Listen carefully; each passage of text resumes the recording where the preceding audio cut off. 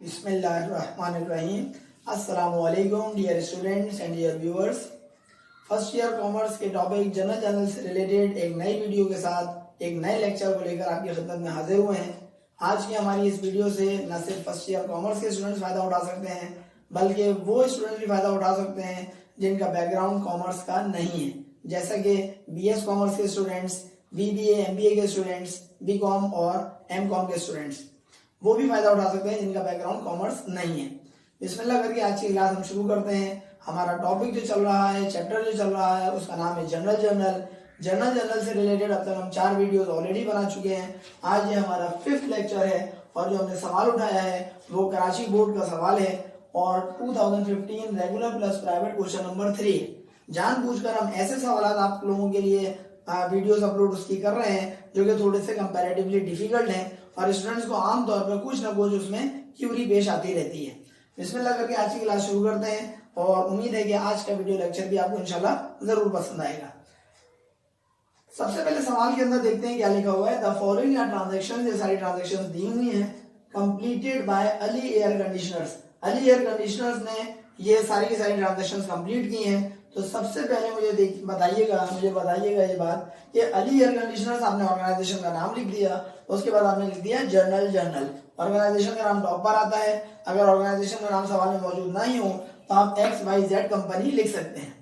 उसके बाद आपने लिख दिया जनरल जर्नल। कॉलम्स आपको पता है हजम मामूल वही हमने बनाए जो बनाते हैं, date, particulars, post reference, debit और क्रेडिट। बास टीचर्स जो है पर्टिकुलर्स की जगह डिस्क्रिप्शन का वर्ड भी लिखवाते हैं, तो पर्टिकुलर्स लिखें, डिस्क्रिप्शन लिखें, बोथ आर करेक्ट बेस। 2014 हमारे पास ईयर है, 2014 को सारी ट्रांजेक्शंस कंप्लीट हुई हैं। तो सबसे पहले स्टूडेंट्स हम क्या करेंगे, यहाँ पर 2014 लिख देंगे और हजम मामूल 2014 की पूरी लाइन खाली जाएगी, यानी कि एम्प्टी जाएगी। कहते हैं आपसे दिसंबर 1 को इन्वेस्टेड कैश ₹1,20,000, 1,20,000 रुपए कैश इन्होंने इन्वेस्ट कर दिया एंड शॉप इक्विपमेंट, और शॉप इक्विपमेंट भी इन्वेस्ट कर दिया जिसकी वर्थ यानी कि कीमत कितनी है स्टूडेंट्स, 80,000 रुपीज। याद रखिएगा 3 चीजों का आपको ख्याल रखना है। तकरीबन तमाम वीडियो लेक्चर्स में ज्यादा तवज्जो आपकी दिलाता हूँ। 3 कौन कौन सी बातें हैं। नंबर 1, ट्रांजेक्शन पढ़ने के बाद आपको हेड ऑफ अकाउंट तलाश करना है। दूसरे नंबर पर उन्हीं हेड ऑफ अकाउंट की आपको नेचर ढूंढनी है और तीसरे और आखिरी मरहले में आपको रूल अप्लाई करना है डेबिट और क्रेडिट का। सबसे पहले बताइएगा इस पर्टिकुलर ट्रांजेक्शन के अंदर हेड ऑफ अकाउंट्स कौन कौन से हैं। तो हेड ऑफ अकाउंट एक तो आपको कैश मिल रहा है और एक आपको शॉप इक्विपमेंट मिल रहा है। एक बात खत्म। दूसरी बात, आपको दोनों हेड्स ऑफ अकाउंट जो आपने ढूंढने हैं इसकी नेचर ढूंढनी है। नेचर का क्या मतलब होता है कि वो एसेट है, लायबिलिटी है, कैपिटल है, एक्सपेंस है या रेवेन्यू है, इनमें से कौन सा है। तो बताइए कैश की नेचर क्या होती है, कैश की नेचर एसेट होती है। इसी तरीके से शॉप इक्विपमेंट जो है इसकी कोई पूछे नेचर क्या है, बोलेंगे ये भी एसेट है। ये 2 बातें हो गई। तीसरी और आखिरी बात, आपको रूल अप्लाई करना है डेबिट और क्रेडिट का। बताइए कैश और शॉप इक्विपमेंट ये दोनों के दोनों एसेट्स जो हैं कारोबार के अंदर आ रहे हैं, लिहाजा हम ये बात कह सकते हैं कि हमारे एसेट्स में इजाफा हो रहा है। एसेट में इजाफा जो होता है वो हमेशा डेबिट होता है रूल के मुताबिक, और मालिक का सरमाया जो है, ओनर के जो इन्वेस्टमेंट है उसकी वजह से उसका कैपिटल या ओनर सिक्योरिटी जो है उसमें भी इजाफा हो जाएगा और कैपिटल में इजाफा क्या होता है, क्रेडिट होता है। तो बताएं इस वक्त हम एंट्री क्या बनाने के लिए जा रहे हैं। एंट्री बनाएंगे दिसंबर की 1 तारीख को।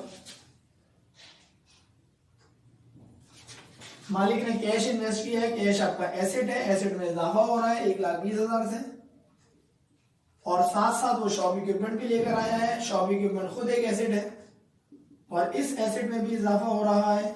इसकी रकम है 80,000 रुपए। दोनों का प्लस करवा देंगे, ये बनेगा 2 लाख, और 2 लाख आप लिख देंगे अली कैपिटल।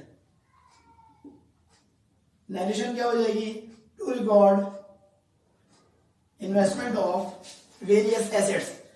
ये इस लाइन जो मैंने खींची है, इस लाइन से पहले आपको ये जुमला लिखना पड़ेगा। इस लाइन से पहले जो मैंने खींची है, to record investment of various assets, उसके बाद ये लाइन खींची जाएगी और इस लाइन को खींचने के बाद आप ये कह सकते हैं कि एक एंट्री कंप्लीट हो गई है। एक एंट्री के अंदर क्या क्या चीजें आई, डेट आया, डेबिट और क्रेडिट के हेड्स आए, डेबिट और क्रेडिट की अमाउंट आई, उसके नीचे नरेशन आई। टाइम बचाने के लिए नरेशन मैंने नहीं लिखी और उसके बाद आपने लाइन खींच दी। लाइन खींचने के बाद एक लाइन आप यहाँ पे ड्रॉप करेंगे और चले जाएंगे सेकंड ट्रांजेक्शन पर।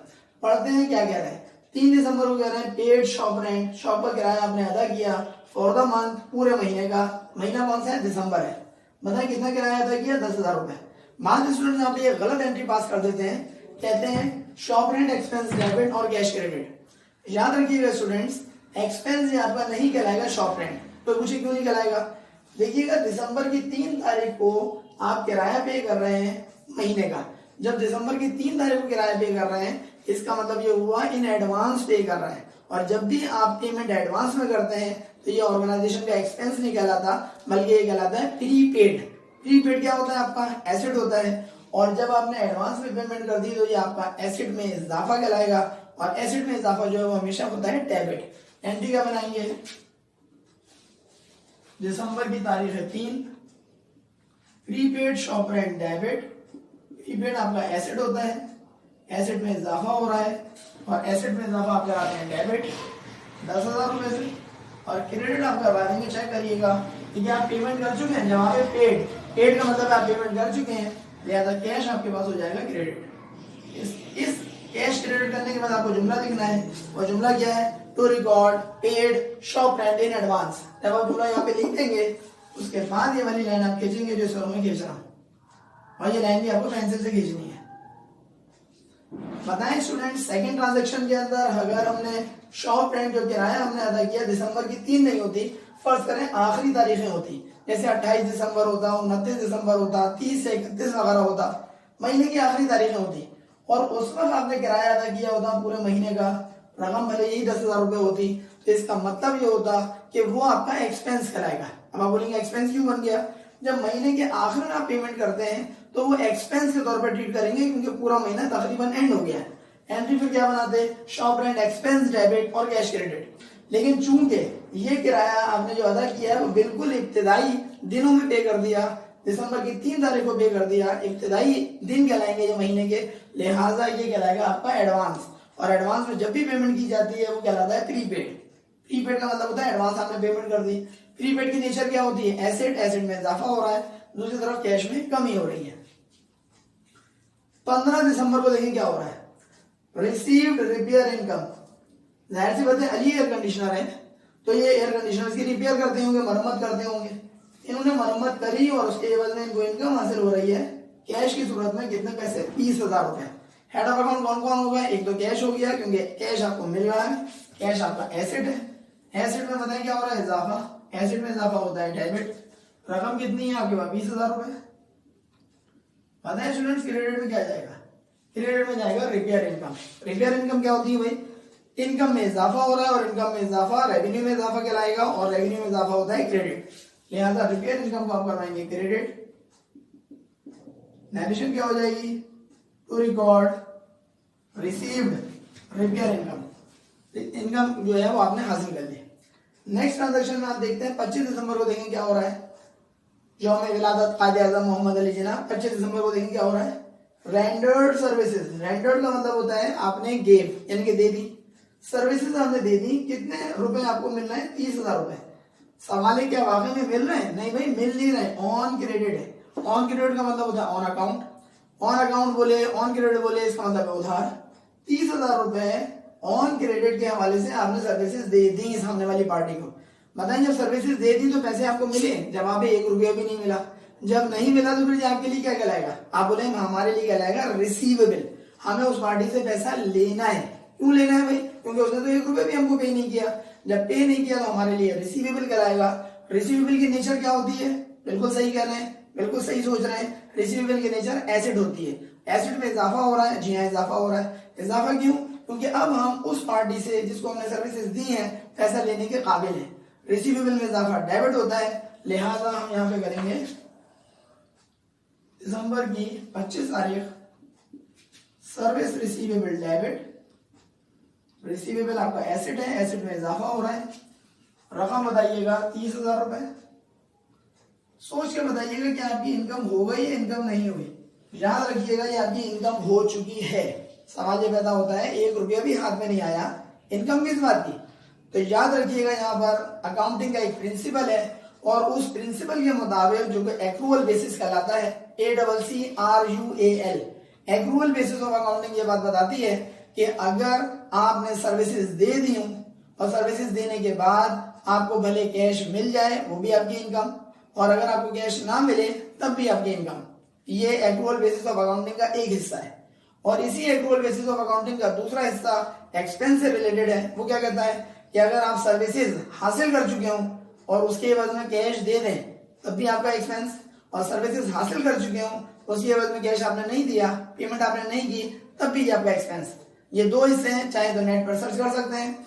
फिर हम ये बता रहे हैं कि आपने सर्विसेज दे दी, लिहाजा आपका एसेट क्रिएट हुआ, एसेट क्रिएट हुआ तो एसेट में इजाफा हुआ, और सर्विसेज चूंकि दे चुके हैं लिहाजा हमारा काम तमाम हो गया, यानी हम जिंदा हैं, काम हमारा तमाम हो गया। अब दूसरे का काम है कि वो हमको पेमेंट करे। पेमेंट कर रहा है उसने, नहीं कर रहा है, बिल्कुल करेगा। क्या अभी कर दी है? जवाब अभी नहीं की। क्या फ्यूचर में करेगा? फ्यूचर में करेगा। तो यहाँ पर रिपेयर इनकम हो जाएगा क्रेडिट। रिपेयर इनकम हो जाएगा क्रेडिट कितने से? जितनी रकम आपके सामने मौजूद है। नरेशन क्या हो जाएगी? टू रिकॉर्ड, जहां से आप ट्रांजेक्शन से मदद हासिल कर सकते हैं, to record rendered services on credit. Rendered services का मतलब होता है सर्विसेज आपने दे दी। 28 दिसंबर को देखिए क्या कह रहे हैं, पेड सैलरीज 10,000 रुपए। सैलरीज आपने पे कर दी है, कितने की? 10,000 रुपए की। जब भी लफ्ज पेड आएगा, पहले भी आपको बता चुका हूं कि सर्विसेज जो है या कोई भी चीज है, अगर आप पेड बढ़ा रहे हैं इसका मतलब या तो कैश क्रेडिट में जा रहा होगा, या अगर आपने चेक इशू किया है तो बैंक क्रेडिट में जा रहा होगा। यहाँ पे क्या हो रहा है, यहाँ पे आपने सर्विसेज दी है, कोई चेक का जिक्र नहीं है, लिहाजा इसको कैश मानेंगे 10,000 रुपए। बताएं सैलरीज जो आप पे करते हैं ऑर्गेनाइजेशन को क्या होता है? ये एक्सपेंस होता है। बताएं एक्सपेंस में इजाफा है या कमी है? तो जवाब है एक्सपेंस के अंदर इजाफा हो रहा है, और एक्सपेंस में इजाफा क्या होता है? डेबिट। लिहाजा सैलरीज एक्सपेंस यहाँ पर होगा डेबिट। दिसंबर की 25 के बाद 28, सैलरीज एक्सपेंस आपका एक्सपेंस है, एक्सपेंस में इजाफा हो रहा है, नाम में उसके एक्सपेंस आ रहा है, और रकम है 10,000 रुपए। और क्रेडिट आप क्या करा देंगे? Cash credit. बताएं कैश क्रेडिट क्यों हो रहा है? इसलिए क्योंकि कैश आपने इसको यहाँ पर पे कर दिया है। स्टूडेंट्स अब हम जा रहे हैं 30 दिसंबर को। 30 दिसंबर को देखें क्या कह रहा है, रिसीव कैश। कैश आपने रिसीव किया कितने? 20,000 रुपए ऑन अकाउंट। ऑन अकाउंट का मतलब होता है जो आप सर्विसेज ऑलरेडी दे चुके हैं सामने वाले अपने कस्टमर्स को, उनसे आपको 20,000 रुपए कैश रिसीव हो रहा है। जब भी आपको कैश रिसीव हो रहा है तो क्या हम ये कह सकते हैं कैश में इजाफा है? जवाब है यस, कैश में इजाफा है। कैश में इजाफा क्या होता है? कैश में इजाफा डेबिट होता है। लिहाजा दिसंबर की 28 के बाद दिसंबर की 30 तारीख को आप लिखेंगे कि कैश आपके पास आ रहा है। कितने रुपए आ रहे हैं भाई? 30,000 रुपए आ रहे हैं, 30,000। स्टूडेंट्स आप लोग बताइएगा कि कैश में अगर इजाफा हो रहा है तो आपने डेबिट करवा दिया। ये ऑन अकाउंट का क्या मतलब है? ऑन अकाउंट बोले ऑन क्रेडिट बोले एक ही बात है। ऑन अकाउंट का मतलब है कि ये पैसे दरअसल आपको वो कस्टमर दे रहे हैं जिनको आपने सर्विसेज दी थी उधार पे। जरा चेक करें कि क्या किसी ट्रांजैक्शन में आपने कुछ सर्विसेज उधार पे दी थी? जवाब है यस। 25 दिसंबर को आपने 30,000 रुपए की सर्विसेज अपने कस्टमर्स को दी थी और उधार पे दी थी। उनमें से कितने पैसे आपको हासिल हो रहे हैं? 20,000 रुपए हासिल हो रहे हैं। बताएं 10,000 रुपए में क्या चक्कर है? 10,000 रुपए आपको बाद में मिलेंगे। फिलहाल 30,000 रुपए में से 20,000 रुपए आपको हासिल हो रहे हैं। जरा चेक करें, जब 30,000 रुपए का आपने सर्विसेज दी थी, एंट्री क्या बनाई थी? सर्विस रिसीवेबल डेबिट किया था और रिपेयर इनकम को क्रेडिट कराया था 30,000 से। लेकिन अब इस 30,000 में जो आपको सामने वाले कस्टमर से लेने थे उसमें से कितने पैसे हासिल हो गए? आपको हासिल हो गए, जरा चेक करें। सॉरी 30,000, 20,000 हासिल हो रहे हैं। 30 हमने गलत लिख दिया, 20,000। बताइए 30,000 में से आपको जो पैसे रिसीव हो रहे हैं कितने रिसीव हो रहे हैं? 20,000 रिसीव हो रहे हैं, 20,000 रुपए। 10,000 रुपए कब मिलेंगे? वो बाद में मिलेंगे। बताएं जब 20,000 रुपए आपको रिसीव हो गए तो सर्विस रिसीवेबल जो आपका एसेट था, इस एसेट में थोड़ी सी कमी हो जाएगी, और एसेट में कमी होगी तो क्या करा देंगे? हम उसको क्रेडिट कराएंगे। बताएं सर्विस रिसीवेबल क्रेडिट में क्यों जा रहा है? सर्विस रिसीवेबल इसलिए क्रेडिट में जा रहा है क्योंकि जिन कस्टमर से आपको 30,000 रुपए मिलने थे उनमें से आपको 20,000 रुपए रिसीव हो चुके हैं। जब रिसीव हो चुके हैं तो रिसीवेबल क्या होता है? एसेट होता है, और एसेट में क्या हो रही है? कमी हो रही है, और एसेट में कमी को आप कराते हैं क्रेडिट। नरेशन क्या हो जाएगी? टू रिकॉर्ड, हेल्प ले सकते हैं यहाँ से, receive cash from customers. Customer से आपने कैश रिसीव कर लिया। बताएं इस ट्रांजेक्शन से क्या फायदे हो गए? उसके बाद आखिरी ट्रांजेक्शन दिसंबर 31, साल का आखिरी दिन दिसंबर 31, रेंडर्ड सर्विसेज। इस दफा आपने फिर सर्विसेज दी है फॉर कैश, और इस दफा आपको कैश मिल भी गया। कितने पैसे? 50,000 रुपए ड्यूरिंग द लास्ट फोर्टनाइट। अच्छे स्टूडेंट, यहाँ पे एक लफ्ज आया फोर्टनाइट, और यही लफ्ज ऊपर भी इस्तेमाल हुआ था फोर्टनाइट। बताइए जो लफ्ज फोर्टनाइट इस्तेमाल हुआ है इसका क्या मतलब है? फोर्टनाइट का मतलब याद रखिएगा 14 डेज को कहा जाता है फोर्टनाइट। 14 दिन। 14 डेज का मतलब होता है 2 हफ्ते। ऊपर वाली ट्रांजेक्शन के अंदर जब आया था, पहली फोर्टनाइट यानी इब्तिदाई 14 दिनों की जो आपने सर्विसेज दी, उसके हवाले से आपको कैश मिल रहा था। देखिए 15 दिसंबर को मिल रहा था। 14 दिन की सर्विसेज के पैसे 15वें दिन मिल गए। यहाँ पे क्या कह रहे हैं, यहाँ पे कह रहे हैं लास्ट फोर्टनाइट। लास्ट फोर्टनाइट का मतलब होता है आखिरी जो 14 दिन थे महीने के, यानी कि महीने के जो लास्ट 14 डेज के लिए या महीने के लास्ट जो 2 वीक्स थे, उनके पैसे आपको हासिल हो रहे हैं कितने, 50,000 रुपए।